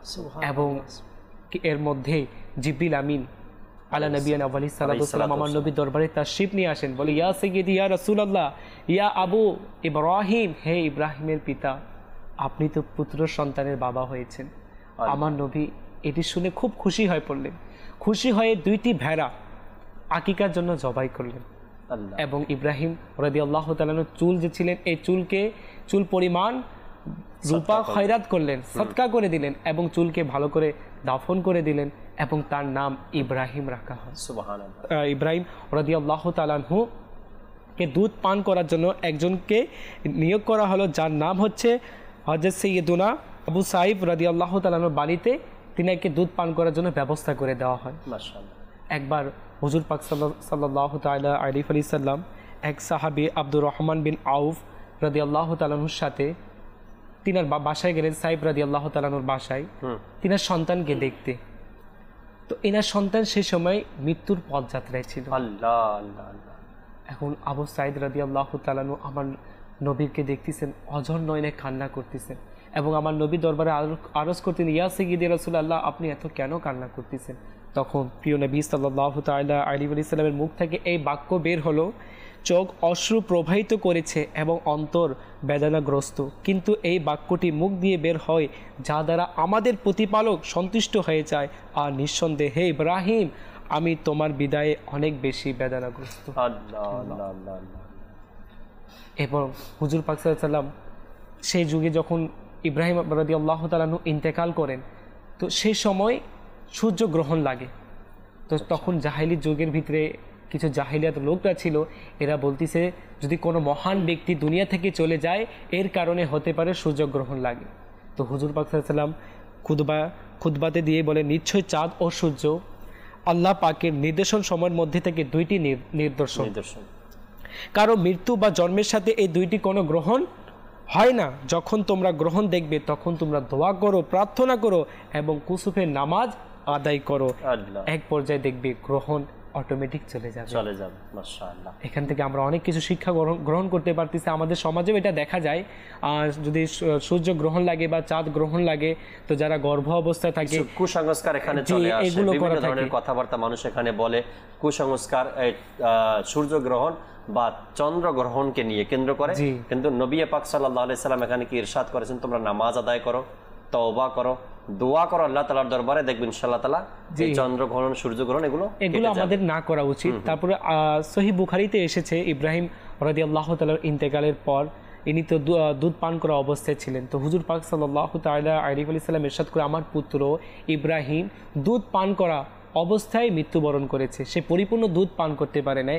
আল্লাহ পাক তাকে জান্নাতে একজন দেবে, সে যেন পরিপূর্ণ দুধ পান করতে পারে। সুবহানাল্লাহ সুবহানাল্লাহ মাশাআল্লাহ। ও হুজুর সাল্লাল্লাহু তাআলা আলাইহি ওয়াসাল্লামের সন্তান মোবারক ব্যক্তিদের ব্যাপারে আমি একটু আগেও বলেছি যে হুজুর সাল্লাল্লাহু আলাইহি ওয়াসাল্লামের ছেলে সন্তান যারা ছিলেন তারা প্রাপ্ত বয়স্ক হওয়ার আগেই, শৈশবেই, শিশুকালেই, অল্প বয়সে তারা দুনিয়া থেকে বিদায় নিয়েছেন। ইব্রাহিম রাদিয়াল্লাহু তাআলা আনহু ইনার যে কবর করা হয়েছে, কবর জান্নাতুল বাকিতে হযরত ওসমান বিন মাজমাউন রাদিয়াল্লাহু তাআলা আনহুর কবরের পাশে, এনার মাজারের পাশে ইব্রাহিম রাদিয়াল্লাহু তাআলা আনহুর মাজার শরীফ করা হয়েছে। এবং হুজুর পাক সাল্লাল্লাহু আলাইহি ওয়াসাল্লাম যখন মাজার শরীফ করেছিলেন, এনার কবর দেওয়ার পরে এনার কবরে পানিগুলো ছিটিয়ে দিয়েছিলেন এবং তার জন্য দোয়াও করেছিলেন। মাশাআল্লাহ মাশাআল্লাহ। আল্লাহ তাবারক ওয়া তাআলা আমাদেরকে বোঝার আর আমল করার তৌফিক দিন। দর্শক শ্রোতা, ছোট্ট একটি প্যাকেজ আমাদের সাথে আছে, যেটা আমরা আজকের নেক আমল নামে প্রতিদিন আপনাদেরকে দেখানোর চেষ্টা করি। চলুন আমরা আগে প্যাকেজটি দেখি, এরপর ইনশাআল্লাহ তাআলা কামরুজ্জামান ভাই থেকে আরো কিছু কথা শুনবো আমরা। জি, প্যাকেজ দেখিয়ে দিন। সাল্লু আলাল হাবিব সাল্লাল্লাহু তাআলা আলা মুহাম্মদ সাল্লাল্লাহু তাআলা আলাইহি ওয়াসাল্লাম। দর্শকবৃন্দ, উপস্থিত হয়েছি আপনাদের নিকট অনুষ্ঠান এখনই সময়। আজ সেগমেন্ট হচ্ছে 72 নেক আমল। 72 নেক আমলের মধ্যে প্রতিদিন আমরা চেষ্টা করি একটি করে নেক আমল নিয়ে আলোচনা করার জন্য। ইতিমধ্যে কয়েকটি নেক আমল নিয়ে আমরা আলোচনা করেছি। আজকে ইনশাআল্লাহ তাআলা একটি নেক আমল নিয়ে আলোচনা করব। আজকের আলোচ্য নেক আমল হচ্ছে 17 নম্বর। জি হ্যাঁ, 17 নম্বর নেক আমলের মধ্যে কি রয়েছে আসলে আমরা শ্রবণ করি। 17 নম্বর নেক আমলে বর্ণিত রয়েছে, আপনি কি আজ ঘরে ও বাইরে ছোট বড় সকলের সাথে উত্তম পদ্ধতিতে অর্থাৎ আপনি জনাব এবং জি জি বলে কথা বলেছেন? অবস্থার প্রেক্ষিতে মুখে মুচকি হাসি রাখুন। তো দর্শকবৃন্দ, এই যে এই নেক আমলটি আমাদের জন্য কতই না প্রিয়, কতই না চমৎকার একটি বিষয়। আমাদেরকে আদব সম্পর্কে শিক্ষা দিচ্ছে, শিষ্টাচার, আমরা মানুষের সাথে কীরূপ ব্যবহার করব। আমরা দৈনন্দিন জীবনে অনেকের সাথে আমরা সাক্ষাৎ করি, নিজে চাই ইচ্ছায় বা অনিচ্ছায়। যখন আমরা রাস্তায় বের হই অনেকের সাথে সাক্ষাৎ হয়, ঘরে রয়েছি তো ঘরেও আমাদের ঘরের পরিবার যারা রয়েছে তাদের সাথে দেখা করা হয়, কথাবার্তা হয়। আমরা কারোর সাথে যখন কথা বলবো তখন আমরা কিভাবে বলবো, এই শিষ্টাচার আমাদের মধ্যে থাকা উচিত। এই নেক আমলে আমাদেরকে তাই শিক্ষা দিচ্ছে, যখন কারোর সাথে কথা বলবো তখন কথা বলার আন্দাজ ধরন কি হয়। আমরা যখন কথা বলবো, অনেকের মধ্যে এমন রয়েছে তুই তুকারি করে কথা বলা হয়, তো এমনটি নয়। ইসলাম আমাদেরকে শিক্ষা দেয় আমরা যেন নম্রতার সাথে আপনি এবং জি করে কথা বলি। হ্যাঁ, আল্লাহ নবী সাল্লাল্লাহু তাআলা আলাইহি ওয়া সাল্লামের হাদিসে মোবারকা, যে ব্যক্তি তার বড়দের সম্মান করে না এবং ছোটদের স্নেহ করে না, সে আমাদের দলভুক্ত নয়। একটু চিন্তা করি আপনি আমি, আমার অবস্থা তো এমন নয় যে আমি আমার বড়দেরকে সম্মান করি না, আপনি বলি না, জি বলি না, আর ছোটদেরকেও আমরা স্নেহ করি না। আল্লাহ তাআলা আমাদেরকে রক্ষা করুক। আর দর্শকবৃন্দ, যখন আমরা এই বিষয়টা নিজের মধ্যে নিয়ে আসব, যে যারা বড় রয়েছে তাদেরকে সম্মান করা আর ছোটদেরকে আদর করা, স্নেহ করা, এর উত্তম পদ্ধতি হচ্ছে যে আমি যখন কাউকে ডাকবো বা কাউকে সম্বোধন করব, আপনি করে সম্বোধন করব। এতে কি হবে, যখন আমি এই বিষয়টি নিজের মধ্যে অ্যাপ্লাই করব, নিজের সন্তানরাও এই বিষয়টি শিখতে পারবে। আর বলা হয় ছোট বাচ্চা যারা রয়েছে, শিশু সন্তান, তাদের অন্তর হচ্ছে কোমল, কাদামাটির ন্যায়। কাদামাটির মধ্যে যেমন যেই ছাপ দেওয়া হয়, ওই কাদামাটিতে সেই ছাপ বসে যায়, চিহ্ন বসে যায়, ঠিক তেমনি ছোটদের অন্তর হচ্ছে কাদামাটির মতো। তারা যা দেখবে, যা শুনবে, সেটাই তাদের অন্তরের মধ্যে, মাইন্ডের মধ্যে থেকে যাবে। এখন আপনার আমার উচিত যে আমি আমার সন্তানদেরকে কি শিক্ষা দিচ্ছি, বা আমি নিজেকে মানুষের নিকট কেমন উপস্থাপন করছি। নিশ্চয় আমরা চাই না যে আমি নিজেকে খারাপভাবে মানুষের সামনে উপস্থাপন করি। তো আমাদের উচিত, আমরা যখন বড়দের সাথে কথা বলবো, বড় হোক বা ছোট, যার সাথে আমরা কথা বলি, এমনকি নিজের স্ত্রীর সাথেও যদি কথা বলি, নিজের পিতামাতার সাথে, নিজের সন্তানের সাথে আপনি করে কথা বলার অভ্যাস করি। দেখবেন ঘরের মধ্যে খুব সুন্দর এক পরিবেশ সৃষ্টি হবে। পাশাপাশি বাইরের লোক যাদের সাথে সাক্ষাৎ করি তারাও বলবে লোকটি খুব ভদ্র, খুব সুন্দর ব্যবহার তার। আল্লাহ তাআলা আমাদেরকে বোঝার তৌফিক দান করুক। আল্লাহ তাআলা আমাদেরকে এই নেক আমলের উপর আমল করার তৌফিক দান করুক। যখনই কথা বলবো মুচকি হেসে, অবস্থার পরিপ্রেক্ষিতে যদি কেউ দুঃখের কথা বলে তখন তো আর আমরা মুচকি হাসি আসবো না, তখন তাকে সমবেদনা জানাবো ইনশাআল্লাহ আজ্জা ওয়াজাল। সাল্লু আলাল হাবিব সাল্লাল্লাহু তাআলা আলা মুহাম্মদ সাল্লাল্লাহু তাআলা আলাইহি ওয়াসাল্লাম। মাশাআল্লাহ, আমরা আমাদের সোহেল মাদানী ভাই থেকে আজকের নেক আমলে গুরুত্বপূর্ণ একটি বিষয় নিয়ে কথাগুলো শুনলাম। আল্লাহ তাবারাক ওয়া তাআলা এই নেক আমলের উপরে আমাদেরকে আমল করার তৌফিক আল্লাহ দান করুক। যখন আপনি বাবা হবেন দর্শক শ্রোতা, তখন এই বিষয়টা আপনার মধ্যে অনুভব হবে যে মাদানী চ্যানেলে কি কথাগুলো শুনছিলাম আগে। যখন আপনি সন্তানের বাবা হবেন, আর আপনার সন্তান 6 মাসের হোক বা 6 বছরের হোক, আপনার সন্তান তো আপনার কাছে সন্তানই, ছোটই সে। হঠাৎ করে কোনো ব্যক্তি আপনার বাড়িতে বেড়াতে আসলো, মেহমান আসলো, দূর আত্মীয় হতে পারে, কাছের আত্মীয় হতে পারে, আপনার আপন ভাই হতে পারে, আপনার বোন হতে পারে, কেউ না কেউ আপনার বাড়িতে বেড়াতে আসলো, আর সবার আগে এসে আপনার সন্তানের নাম ধরে ডাকলো। বলেন তো আপনার কাছে কেমন লাগবে তখন?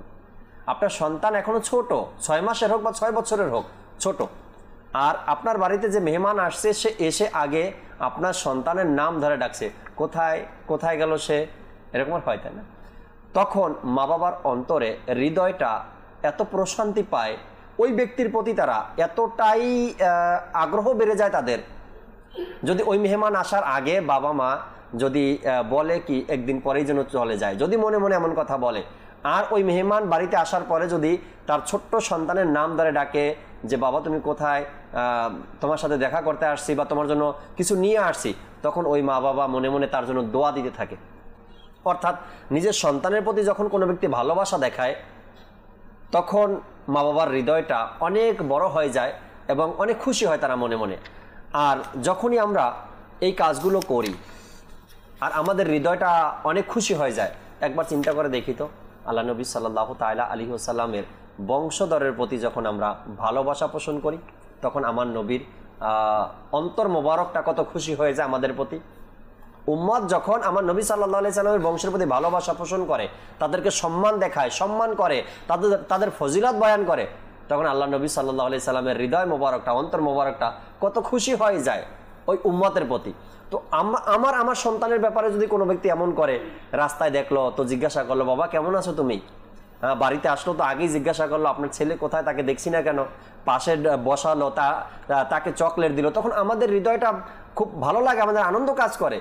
এটা সামান্য একটা বিষয়। আর যেখানে নবী করিম সাল্লাল্লাহু আলাইহি সাল্লাম হুকুম দিচ্ছেন তার সন্তানদেরকে, তার আওলাদদেরকে ভালোবাসার জন্য, তো সেখানে আমাদের কেমন ভালোবাসার বহিঃপ্রকাশ করার দরকার বা ঘটার দরকার, আমরা একটু নিজেকে প্রশ্ন করি, আমি কি সেভাবে ভালোবাসতে পারি, সেভাবে সম্মান করতে পারি, সেভাবে আদব করতে পারি কিনা।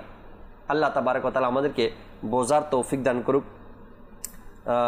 কামরুজ্জামান ভাইয়ের কাছ থেকে আরও কিছু শুনি, এরপরে আমিরুল সুন্নাতের মাদানী মুজাকারা নিয়ে যে আলোচনা করি প্রতিদিন, আজকেও কিছু বলবো ইনশাআল্লাহ তাআলা দর্শককে। জি কামরুজ্জামান ভাই। জি মাশাআল্লাহ, আমরা দীর্ঘক্ষণ যাবত আহলে বাইতের প্রতি ভালোবাসা, ফজিলত সম্পর্কে শুনেছি।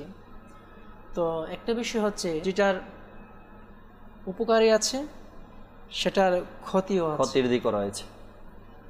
ভালোবাসলে প্রতিদান পাওয়া যাবে, রাইট, শাফায়াত পাওয়া যাবে, জান্নাত পাওয়া যাবে, প্রিয় নবীর রাজি হওয়া পাওয়া যাবে। সুবহানাল্লাহ। ঠিক তদ্রুপ আহলে বাইতদেরকে কষ্ট দিলে এর পরিণতি কি? তো হাদিসে পাকের মধ্যে আছে যে ব্যক্তি আহলে বাইতদেরকে কষ্ট দিল তার জন্য জান্নাত হারাম। আল্লাহ, স্পষ্ট কথা, আল্লাহ আল্লাহ আল্লাহ, তার জন্য জান্নাত হারাম। অপর এক হাদিসে পাকে এসেছে যে ব্যক্তি আমার আহলে বাইতকে, আমার বংশধরদেরকে কষ্ট দিয়ে মৃত্যুবরণ করবে, তাহলে হাসর ময়দানে সে এভাবে উঠবে যে তার কপালে লেখা থাকবে এই ব্যক্তিটি আল্লাহর রহমত থেকে নিরাশ। আমরা জানি আল্লাহ পাকের রহমত ছাড়া কোনো কিছু করা সম্ভব না, আল্লাহ পাকের দয়া ছাড়া, আল্লাহ পাকের করুণা ছাড়া কোনো কাজই করা সম্ভব না। আর সেক্ষেত্রে তার কপালে লেখা থাকবে এই ব্যক্তিটি আল্লাহ পাকের রহমত থেকে নিরাশ। তার মানে কতটুকু হতভাগা হয় সে যে ব্যক্তি আহলে বাইতদেরকে কষ্ট দিবে, আমার প্রিয় নবীকে কষ্ট দিবে, আমার প্রিয় নবীর বংশধরদের কষ্ট দিবে। আমরা ইতিপূর্বে শুনেছি যে আমার আহলে বাইতকে কষ্ট দিল, আমার বংশধরদের কষ্ট দিল, সে মূলত আমাকে কষ্ট দিবে। আর যারা আমার নবীকে কষ্ট দিবে আল্লাহ তাদের জন্য একেবারে কষ্টদায়ক আযাবের সুসংবাদ দিয়েছে, লাঞ্ছনাদায়ক আযাবের সুসংবাদ দিয়েছে। সুসংবাদ বলতে দুঃসংবাদ দিয়েছে। কোরআনের পাকের ভাষায় সুসংবাদ, সুসংবাদ বলতে দুঃসংবাদ। জি, তাদেরকে লাঞ্ছনাদায়ক শাস্তি দেওয়া হবে যারা আল্লাহ রসুলকে কষ্ট দেয়। এতএব ইমানের যেহেতু একটি চাহিদা, ইমানের তাকাজা, ইমানের একটি দাবি আল্লাহ রসুলকে ভালোবাসা, ঠিক তদ্রুপভাবে আল্লাহ রসুল সাল্লাল্লাহু আলাইহি সাল্লামের সাথে যে সকল বিষয় সম্পৃক্ত আছে সে সকল বিষয়কেও ভালোবাসতে হবে। এখন বংশধরদের যেহেতু আলোচনা, বংশধরদের মধ্যে নবী করিম সাল্লাল্লাহু আলাইহি সাল্লামের প্রধান একটি অংশ আহলে বায়াত চলে আসে। তো আহলে বায়াত কারা? এভাবে প্রশ্ন থাকতে পারে। আমরা যদি এক কথায় বলতে চাই, আহলে বায়াত হচ্ছে কয়েকজন সাহাবায়ে কেরাম অন্তর্ভুক্ত আছে, এর মধ্যে 5 জন ব্যক্তি হচ্ছে সর্বাপেক্ষা গ্রহণযোগ্য বা সবচেয়ে বেশি ঘনিষ্ঠ আহলে বায়াতের অন্তর্ভুক্ত। এর মধ্যে হচ্ছে মা ফাতিমা রাদিয়াল্লাহু তাআলা আনহা, হাসনানি কারিমাইন রাদিয়াল্লাহু তাআলা আনহুমা এবং মাওলা আলী রাদিয়াল্লাহু তাআলা আনহু এবং প্রিয় নবী সাল্লাল্লাহু আলাইহি ওয়াসাল্লাম, তারা হচ্ছে পাক পাঞ্জাতন বা আহলে বায়াতের অন্তর্ভুক্ত আছে। এখন ঠিক তদ্রুপভাবে আমরা শুনেছি যারা আল্লাহ রাসূল সাল্লাল্লাহু আলাইহি সাল্লামকে ভালোবাসবে, নবী করিম সাল্লাল্লাহু আলাইহি সাল্লামের সাথে সম্পৃক্ত যে সকল বিষয় তাদেরকেও ভালোবাসতে হবে। তো তাদের মধ্যে আহলে বায়াত হচ্ছে অন্তর্ভুক্ত, আর আহলে বায়াতের মধ্যে মাওলা আলী হচ্ছে অন্তর্ভুক্ত। এখন ইমানের দাবি হয়ে যাচ্ছে যে মাওলা আলীকেও ভালোবাসতে হবে। মাওলা আলীকেও তিরস্কার করা যাবে না, মাওলা আলীকেও তার শানে কটূক্তিমূলক কথা বলা যাবে না।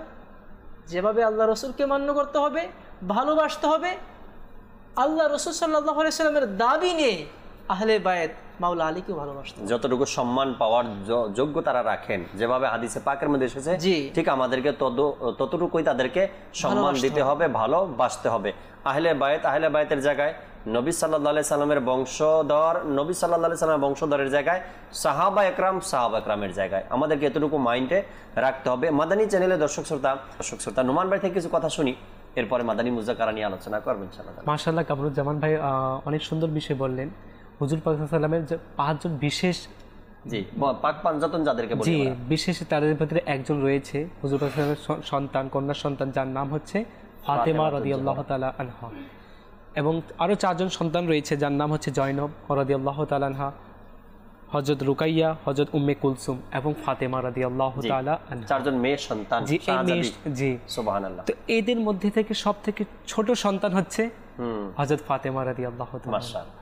ইনি আমার নবী পাক সাল্লাল্লাহু আলাইহি ওয়াসাল্লামের খুবই প্রিয় ছিলেন। মাশাআল্লাহ। আমার নবী পাক সাল্লাল্লাহু আলাইহি ওয়াসাল্লামের খুবই আদরের ছিলেন। সুবহানাল্লাহ। আমার নবী এনাকে খুব ভালোবাসতেন। মাশাআল্লাহ। এনার সম্পর্কে হাদিসে কারিমা অনেক রয়েছে, ফজিলত সম্পর্কে অনেক রয়েছে, অসংখ্য রয়েছে, যা কিতাব দিয়ে ভরপুর রয়েছে। আসুন এনার সম্পর্কে জেনে নেই। এনার নাম ছিল ফাতেমা এবং এনার উপাধি দেওয়া হয়েছিল জহরা এবং বতুল। তার জন্মসাল নিয়ে ঐতিহাসিক ওলামাদের মাঝে মতৈক্য রয়েছে। আবু ওমরের মতে নবুয়তের ঘোষণার পর বছরে যখন প্রিয় নবী রাসূল আরবি সাল্লাল্লাহু তাআলা আলাইহি ওয়াসাল্লাম এর বয়স শরীফ 41 বছর ছিল, তখন তার জন্ম। সুবহানাল্লাহ। অনেকে লিখেন নবুয়তের ঘোষণার 1 বছর পূর্বে তার জন্ম হয়েছে, এবং আল্লামা ইবনে জাওজি তিনি লেখেন নবুয়ত ঘোষণার 5 বছর পূর্বে তার জন্ম। আল্লাহ, মাশাআল্লাহ। এখন এনার ফজিলত সম্পর্কে কি বলবো? আল্লাহু আকবার। একজন আল্লাহর নেককার বান্দা। এনার কিতাব হক্কানি তাকরীরের মধ্যে তিনি লিপিবদ্ধ করেছেন যে হুজুরে পাক সাল্লাল্লাহু তাআলা আলাইহি ওয়াসাল্লাম ইরশাদ করেন, তিনি হচ্ছে সাইয়্যিদাতুনা নিসাউল আলামিন, সমস্ত জগতের মহিলাদের সরদার। সুবহানাল্লাহ। এবং তিনি আরো বলেন, হযরত সাইয়্যিদুনা নিসাউল আহলিল জান্নাত, অর্থাৎ জান্নাতবাসীদের সমস্ত মহিলাদের তিনি সরদার রয়েছেন। সুবহানাল্লাহ। আরো রয়েছে তার হকে প্রিয় নবী সাল্লাল্লাহু তাআলা আলাইহি ওয়াসাল্লাম ইরশাদ করেন, যা শুনে আমাদের হৃদয় কেঁপে যাবে, আমাদের ভালোবাসা বেড়ে যাবে। কেমন ভালোবাসতে হবে? আমার নবী বলেন, ফাতেমা আমার কন্যা, আমার শরীরের একটি টুকরো, যে ফাতেমাকে অসন্তুষ্ট করলো সে আমাকে অসন্তুষ্ট করলো। আল্লাহ আল্লাহ। তো ফাতেমা কিভাবে আমাদেরকে কেমন ভালোবাসতে হবে? ফাতেমা রাদিয়াল্লাহু তাআলা আনহা ইনি চান যারা মহিলাগণ রয়েছে পর্দা করবে। এনার ইচ্ছা ছিল মহিলারা নেককার হয়ে যাবে, পর্দা করবে, মা বাবার বাধ্যগত হয়ে যাবে, স্বামীর বাধ্য হয়ে যাবে। যদি এখন আমরা এর বিপরীত করি, আমরা যদি ভালোবাসার দাবিদার হই, জি ফাতেমাতুজ জোহরা রাদিয়াল্লাহু তাআলা আনহাকে ভালোবাসি, মা বোনদেরকে বলছি, তবে আমাদের উচিত তার দেখানো কাজগুলো, তার রেখে যাওয়া কাজগুলো, তার ইবাদত রিয়াজতের কথাগুলো আমরা যে শুনি, এগুলোর উপরে যেন আমরা আমল করি। আজকের মাদানী মুজাকারার বিষয় নিয়ে যে কথা এখান থেকে শুরু করছি আমি, কেবলা শাইখে তরিকাত আমির আহলে সুন্নাত বলেন, সকল ইসলামী ভাইকে তিনি প্রশ্ন করেন কি আপনি কি মাকতাবাতুল মদিনায় যত কিতাব এসেছে আজ পর্যন্ত আপনি কি অধ্যয়ন করে নিয়েছেন? যদি না করেন তবে একটা ডেট ফাইনাল করে নেন, এই তারিখের মধ্যে আমি মাকতাবাতুল মদিনার সকল কিতাবগুলো অধ্যয়ন করব। আর যদি আমাদের মধ্যে কিতাব পড়ার সেই অভ্যাস বা আগ্রহ থাকতো, তবে আমরা এই বিষয়গুলো জানতাম। জি এই বিষয়গুলো আমরা জানতাম যে মা ফাতেমাতুজ জোহরা রাদিয়াল্লাহু তাআলা আনহা কি চান, কি মহব্বত করেন তিনি। আমাদের কিতাব অধ্যয়ন করার সেই সুযোগ বা সেই মন মানসিকতা, সেই ইচ্ছা স্বাধীন আমাদের মধ্যে নেই। কিতাব যদি অধ্যয়ন করতাম জানতাম আহলে বায়াত কারা, কিতাব যদি অধ্যয়ন করতাম জানতাম নবী পাক সাল্লাল্লাহু আলাইহি সাল্লামের বংশধর কারা, যদি কিতাব অধ্যয়ন করতাম তবে জানতাম এদের ভালোবাসার প্রতিদান কি রয়েছে, যদি কিতাব অধ্যয়ন করতাম তবে জানতাম যে তাদের ভালোবাসলে দুনিয়া এবং আখেরাতে কি পাওয়া যাবে, তাদের ভালোবাসলে আল্লাহ তাবারক ওয়া তাআলা আমাদের জন্য কি রেখেছেন, নবী করিম সাল্লাল্লাহু আলাইহি সাল্লাম তাদেরকে ভালোবাসলে তার প্রতিদান কি দিবেন, কি ইরশাদ করেছেন। আসলে কিতাব অধ্যয়ন করলেই কিন্তু আমরা বুঝতে পারি বা জানতে পারি বা আমরা শিখি, জ্ঞান অর্জন হয়। কেবলা শাইখে তরিকাত আমির আহলে সুন্নাত দামাত বারকাতুহুল আলিয়া সবাইকে এই উৎসাহ প্রদান করলেন যে আমরা কিতাব অধ্যয়ন করি, কিতাব আমরা সাথে রাখি। এখন এত আপডেট দুনিয়াতে আমরা আসছি দর্শক শ্রোতা, যদি আপনি চান কি আমার মোবাইল ফোনে আমি কিতাব রাখবো, তো পিডিএফ ফাইল আপনার মোবাইলে আপনি রাখতে পারেন।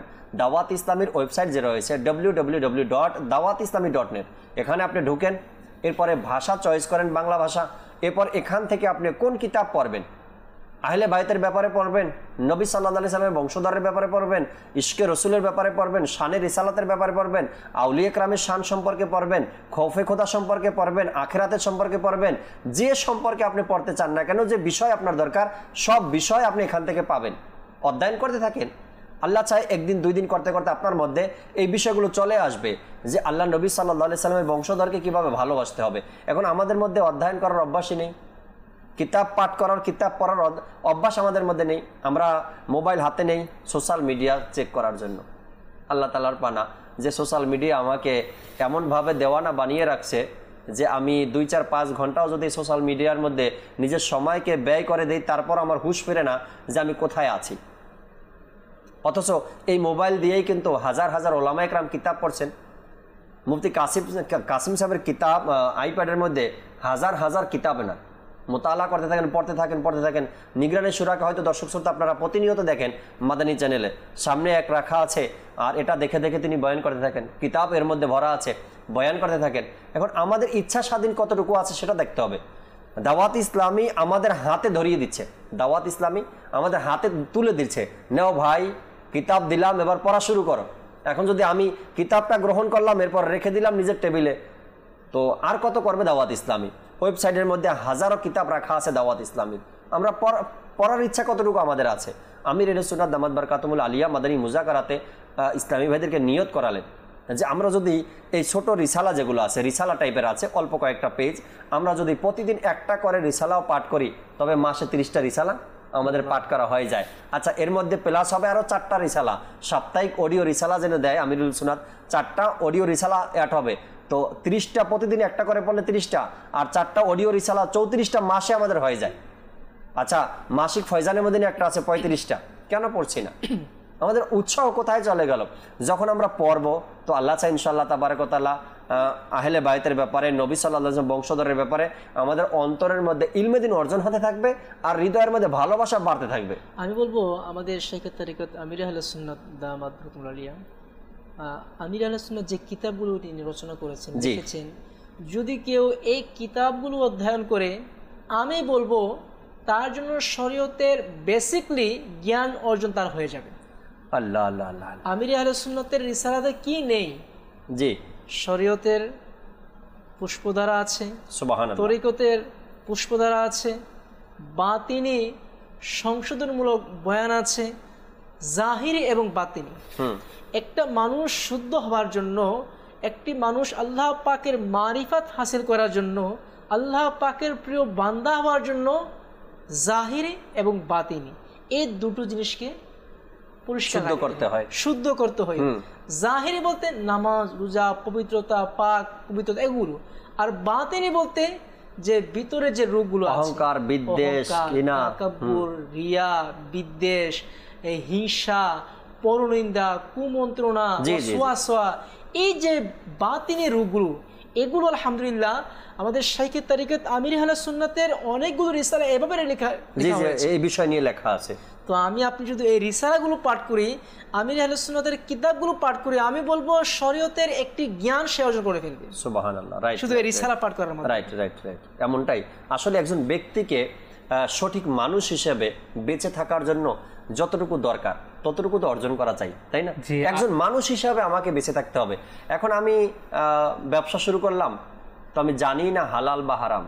একজন মানুষ হিসাবে তো আমাকে এতটুকু জানা দরকার যে আমি কোনটা করব। আচ্ছা, জানি না একটা বিষয়, আর একটা হলো জানার চেষ্টা করা, সেই আগ্রহটা এগুলো দেখা যায় আমি জানি না বুঝতে আমার জন্য মাপ রয়েছে, আমার দ্বারা গুনাহ হচ্ছে, আমার দ্বারা আমি হালাল হারামে পার্থক্য বুঝতেছি না, মানে বিভিন্ন একটা বাহানা দেখায়। নামাজ পড়তে বললে আমি কোরআন শরীফ পড়তে পারি না, সূরা পড়তে পারি না। উলামায়ে কেরাম বলেন, যে ব্যক্তি জানে এবং জানে না, যে ব্যক্তি জানে সে গুনাহ করে, অপরাধ করে, তার জন্য গুনাহ হচ্ছে একটি। জি, কারণ সে গুনাহ করেছে, গুনাহের শাস্তি পাবে। আর যে জানে না প্লাস গুনাহ করেছে, তার জন্য গুনাহ দুটি গুনাহ। এক হচ্ছে না জানার কারণে গুনাহ, আর দ্বিতীয়ত হচ্ছে অপরাধ করার কারণে গুনাহ। এখন যারা জানে তার জন্য একটি গুনাহ, আর যে জানে না তার জন্য দুটি গুনাহ। যে জানে তার জন্য একটি গুনাহ কেন? সে তো জেনে নিয়েছে, এই বিষয়টা তার উপর জানা ফরজ ছিল, সে জেনে নিয়েছে, এখন সে অপরাধ করেছে, অপরাধের শাস্তি পাবে।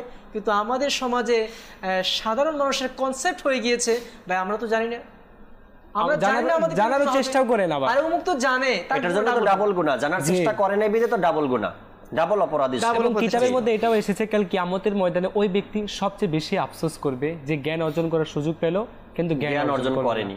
ওই ব্যক্তি আবার আফসোস করবে যে জ্ঞান অর্জন করলে এর উপর আমল করলো। আল্লাহ আল্লাহ আল্লাহ নবী ইরশাদ করেছেন নাকি, যে জানে এবং যে জানে না তারা উভয় কি এক?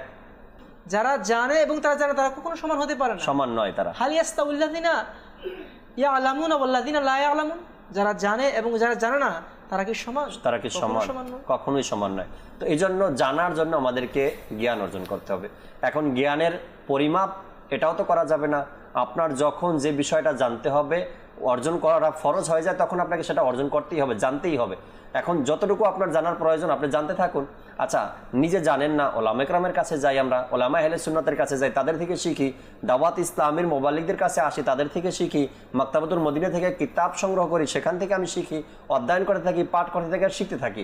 তো এভাবে করেই আল্লাহ চায় দিনে দিনে আমাদের ইলমের মধ্যেও বরকত হবে, জানতে পারবো, শিখতে পারবো, কিতাব অধ্যয়ন হবে, এবং যে বিষয়গুলো আমাদেরকে জানা খুবই জরুরি এই বিষয়গুলো আমরা জানতে পারবো। আজ দাওয়াত ইসলামী আলহামদুলিল্লাহ রাব্বিল আলামিন পুরো পৃথিবীতে 1 মাসের ইতিকাফের আয়োজন কেন করছেন? একমাত্র উদ্দেশ্য ইলমে দিন যেন মানুষ শিখতে পারে, যে এই রমজানকে নেকির মধ্যে যেন সজ্জিত করতে পারে। মাশাআল্লাহ। এখন আসছে সামনে শেষের 10 দিন, শেষের 10 দিনের ইতিকাফ পুরো পৃথিবীতে তো হয়, পুরো পৃথিবীতে দাওয়াত ইসলামের মাধ্যমে শেষের 10 দিনের ইতিকাফ আসছে, আর কয়েকটা দিন মাত্র বাকি আছে। শেষের 10 দিনের কথা যদি বলি, আমাদের দেশে বাংলাদেশের কথা বলি, ঢাকা শহরের কথা বলি, এমন হাজারো মসজিদ পাবেন যেখানে ইতিকাফকারী খুঁজে পাওয়া যায় না। লাস্ট মুহূর্তে কি করতে হয়? টাকা দিয়ে কাউকে বসাতে হয়, যাতে করে সমাজের লোক গুনাহগার না হয়। একটা সিস্টেম হয়ে গেছে এখন, একজন মানুষকে বসাবে মাত্র, সেই এমনিতে বসবে না, তাকে টাকা দিয়ে তারপরে বসাতে হবে। আচ্ছা, আর দাওয়াত ইসলামী এই বর্তমান পজিশনে, এই দাওয়াত ইসলামী কি করলো? হাজার হাজার মানুষকে ইতিকাফের মধ্যে বসিয়ে দিচ্ছে। 1 মাস, 1 মাস তো চলতেই আছে। এখন আগামী 10 দিনের কথা বলতেছি আমি। শেষ 10 দিনের যে ইতিকাফ আছে, এটার মধ্যে হাজার হাজার আশেকানে রসুলকে দাওয়াত ইসলামী ইতিকাফের মধ্যে বসিয়ে দিচ্ছে। সিস্টেমে, কাজে, ইলমেদিন শেখার জন্য, ইবাদত শেখার জন্য, নিজের ইবাদত সুন্দর করার জন্য, কিছু জানার জন্য, কিছু পাওয়ার জন্য। তো আল্লাহ তাআলার অনেক বড় দয়া কি দাওয়াত ইসলামী আমাদেরকে সাপোর্ট দিচ্ছে, যে আমি যদিও হাল ছেড়ে দেই, কিন্তু দাওয়াত ইসলামী হাল ছাড়ে না। দাওয়াত ইসলামী বলে চলো না, হ্যাঁ, ইতিকাফ করে নেই, ইলমেদিন শিক্ষা অর্জন করি, জানি কিছু, বুঝি কিছু, শেখার চেষ্টা করি। তো আল্লাহ তাবারক ওয়া তাআলার অনেক বড় দয়া কি আমরা এই সময় দাওয়াত ইসলামী পেয়েছি। আর আমিরুল সুন্নাত এখন পর্যন্ত আমাদেরকে উৎসাহ প্রদানই করে যাচ্ছেন কি আপনারা কিতাব পড়েন, কিতাব অধ্যয়ন করুন, এই কিতাবগুলো অধ্যয়ন করুন, ইনশাআল্লাহ আল্লাহ চাহে অনেক কিছু জানতে পারবেন, অনেক কিছু শিখতে পারবেন। তো আমাদের উচিত এই কিতাবগুলো অধ্যয়ন করা। আমাদের যে বিষয় ছিল আজকে, দর্শক শ্রোতা, প্রিয় নবী সাল্লাল্লাহু তাআলা আলাইহি ওয়াসাল্লামের বংশধর, আমরা অনেকগুলো আলোচনা শুনলাম। আরেকটি ঘটনা শোনাবো। হুজুর আকরাম সাল্লাল্লাহু তাআলা আলাইহি ওয়াসাল্লাম একবার ইমাম হোসাইন রাদিয়াল্লাহু তাআলা আনহুকে নিয়ে বসেছিলেন। আর এটা তো মদিনাবাসী সবাই জানতেন কি নবী পাক সাল্লাল্লাহু আলাইহি সাল্লামের নাতি, আর নবী পাক সাল্লাল্লাহু আলাইহি সাল্লাম তাকে খুব ভালোবাসেন। অল্প বয়সের কথা, যখন ইমাম হোসাইন রাদিয়াল্লাহু তাআলা শৈশবে ছিলেন। তো মদিনাবাসীরা সবাই জানেন কি আমার নবী সাল্লাল্লাহু আলাইহি ওয়াসাল্লাম প্রিয় ব্যক্তি, আমার নবীর প্রিয় ব্যক্তি সে। এরপরে কিছু সাহাবা একরাম আসলেন, এসে সামনে বসলেন, নবী পাক সাল্লাল্লাহু আলাইহি সাল্লামের সাথে কথা বলা শুরু করে দিলেন। ইমাম হুসাইন রাদিয়াল্লাহু তাআলা আনহু তখনও হুজুর সাল্লাল্লাহু আলাইহি সাল্লামের পাশেই বসা, এক জায়গাতে বসিয়ে রাখছেন। আর তিনি ইমাম হুসাইন রাদিয়াল্লাহু তাআলা আনহু নবী পাক সাল্লাল্লাহু আলাইহি সাল্লামের পাশে যে বসা ছিলেন, ছোট বাচ্চাদের একটা অভ্যাস দেখবেন যে কখনো এটার উপরে হাত দিবে, কখনো এটার উপরে হাত দিবে, কখনো এটা জিজ্ঞাসা করবে, বাবা এটা কি, বাবা এটা কি, যদি বাবার সাথে থাকে। আর যদি দাদার সাথে থাকে তো দাদাকে জিজ্ঞাসা করে, বাবা দাদা এটা কি, দাদা ওটা কি, দাদা এটা এই জিনিসটা কি, এভাবে করে বারবার প্রশ্ন করে। তো ইমাম হুসাইন রাদিয়াল্লাহু তাআলা যেহেতু অন্যান্য শিশুদের মতো ছিলেন না, তারা একটু ভিন্নই ছিলেন।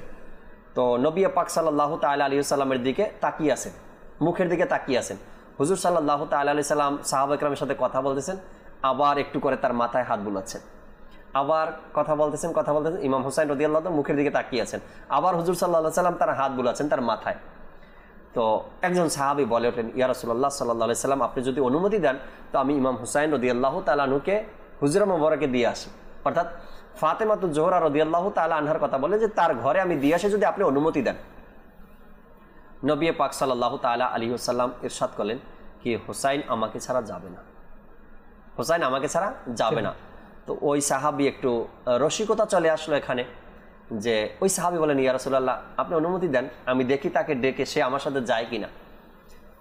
তো ওই সাহাবী আসলেন, ইমাম হুসাইন রাদিয়াল্লাহু তাআলা আনহুর পাশে বসলেন এবং কানে কানে বলতে লাগলেন, আপনি ঘরে যাবেন? তো ইমাম হুসাইন রাদিয়াল্লাহু তাআলা হুজুর সাল্লাল্লাহু আলাইহি সাল্লামের মুখের দিকে তাকিয়ে আছেন। এরপরে ওই সাহাবী চলে গেলেন, নিজের জায়গাতে গিয়ে বসলেন। এখন সিদ্দিক আকবর রাদিয়াল্লাহু তাআলা একটু রসিকতার মধ্যে চলে আসলো সবাই। সিদ্দিক আকবর রাদিয়াল্লাহু তাআলা আসলেন, এসে ইমাম হুসাইন রাদিয়াল্লাহু তাআলার পাশে বসলেন আর বলেন, আপনি ঘরে যাবেন? তো এরপরে আবার ইমাম হুসাইন রাদিয়াল্লাহু তাআলা হুজুর সাল্লাল্লাহু আলাইহি ওয়াসাল্লাম চেহারা মোবারক দেখতে লাগলেন। ইমাম হুসাইন কে রেখে আবার সিদ্দিক আকবর রাদিয়াল্লাহু তাআলা নিজের জায়গাতে গিয়ে বসলেন। ফারুক আজম আসলেন, এসে বলেন, আপনি কি ঘরে যাবেন? অর্থাৎ নবী পাক সাল্লাল্লাহু আলাইহি সাল্লাম যে ইরশাদে কারিমা করলেন, ইমাম হুসাইন রাদিয়াল্লাহু তাআলা আনহু আমাকে ছাড়া ঘরে একা যান না, তিনি যাবেন না। তিনি সকল সাহাবা ইকরাম এসে তাকে জিজ্ঞাসা করলেন, আপনি ঘরে যাবেন? শেষ পর্যন্ত কেউ তাকে নিতে পারেনি। আমাদের ছোট বাচ্চাদের মধ্যে এমন অভ্যাস আছে, যদি বাবার কোলে থাকে এবং নিয়ে একটু রাস্তায় বের হয়, তখন যদি কেউ আসে আর যদি নিজের কোলে নিতে চায়, অস্বীকার করে, ছোট্ট বাচ্চা মানা করে, নিষেধ করে, না যাবে না, বাবার কোল ছেড়ে সে যাবে না। তো নবী পাক সাল্লাল্লাহু আলাইহি সাল্লাম এবং ইমাম হুসাইন রাদিয়াল্লাহু তাআলা আনহু এদের মধ্যে ভালোবাসা কেমন ছিল, নবী পাক সাল্লাল্লাহু আলাইহি ওয়াসাল্লাম বলে দিলেন যে হুসাইন রাদিয়াল্লাহু তাআলা আনহু আমাকে ছাড়া ঘরে যাবে না। আর সাহাবা ইকরাম এটাকে নিয়ে একটু রসিকতাও করলেন, সবাই একবার করে আসলেন ডাকার জন্য। ইমাম হুসাইন রাদিয়াল্লাহু তাআলা আনহুকে বলে, চলেন আমার সাথে, কিন্তু সে যায়নি। ইমাম হুসাইন রাদিয়াল্লাহু তাআলা আনহু হুজুর আকরাম সাল্লাল্লাহু আলাইহি সাল্লামের মোবারক চেহারার দিকে তাকিয়েছিলেন। তো এমন করেই নবী পাক সাল্লাল্লাহু আলাইহি সাল্লাম নিজের বংশধরকে ভালোবাসছেন, আওলাদদেরকে ভালোবাসছেন, আহলে বাইতদেরকে ভালোবাসছেন, আর ভালোবাসছেন এবং উম্মতকেও শিখিয়েছেন তাদেরকে তোমরাও ভালোবাসো, আমি তাদেরকে ভালোবাসি, তারা আমার বংশধর, তারা আমার আহলে বাইত, তারা আমার রক্তের, তোমরাও তাদেরকে ভালোবাসো। যদি নাজাত পেতে চাই, দর্শক শ্রোতা, যদি মুক্তি পেতে চাই, তো পৃথিবীতে আমার নবী পাক সাল্লাল্লাহু আলাইহি সাল্লামের আওলাদদেরকে ভালোবাসতে হবে, বংশধরকে ভালোবাসতে হবে, সৈয়দদেরকে ভালোবাসতে হবে। আর এই ভালোবাসার বহিঃপ্রকাশ তারা যে কথাগুলো বলে, যেই পথে চলতে বলে, ওই পথে আমাদেরকে চলতে হবে। আর তারা কোন পথে চলে? সিরাতাল মুস্তাকিমের পথে চলে। আমার নবী সাল্লাল্লাহু আলাইহি সাল্লামের বংশধররা কোন পথে চলে? সিরাতাল মুস্তাকিমের পথে চলে, সঠিক সরল পথে তারা চলে এবং আমাদেরকেও ওই পথেই চালাবেন। এই জন্যই আল্লাহ নবী সাল্লাল্লাহু আলাইহি সাল্লাম তাদেরকে ভালোবাসার কথা বলেছেন। আর যদি আমরা এই পথ থেকে সরে দাঁড়াই, আহলে বাইতের ভালোবাসার পথ থেকে যদি সরে দাঁড়াই, তবেই আমরা উল্টা রাস্তায় চলে গেলাম। সঠিক রাস্তা থেকে আমরা উল্টা রাস্তায় চলে গেলাম, ভুল পথে চলে গেলাম। শয়তান তখন আমাদেরকে ধোঁকা দেওয়ার চেষ্টা করবে, আমাদের খারাপ পথে নিয়ে যাবে। অর্থাৎ সেই সিরাতাল মুস্তাকিমের পথ আমরা আর খুঁজে পাবো না, নাজাতের পথ আর আমরা পাবো না। তো আল্লাহ তাবারক ওয়া তাআলার দরবার এই জন্য দোয়া করতে থাকা कि মালিক আমাকে এই পথে রাখো, যে পথে আল্লাহ নবী সাল্লাল্লাহু আলাইহি সাল্লাম দেখিয়ে গিয়েছেন, ওই পথে আমাদেরকে রাখো। অর্থাৎ আহলে বাইতের পথ, সাহাবা একরামের পথ, আউলিয়া একরামের পথ যেটা রয়েছে, এই পথেই আমরা থাকি।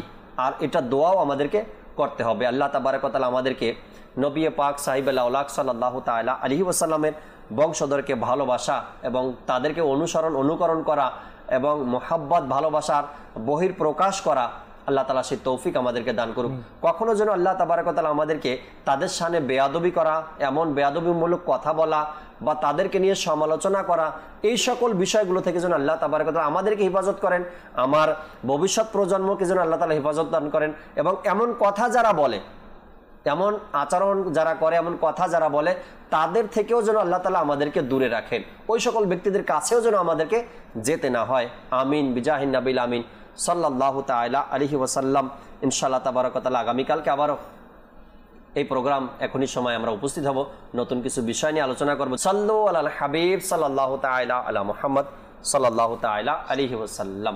নেই যে কোনো ভরসা হে ভাই মোদের জীবনে।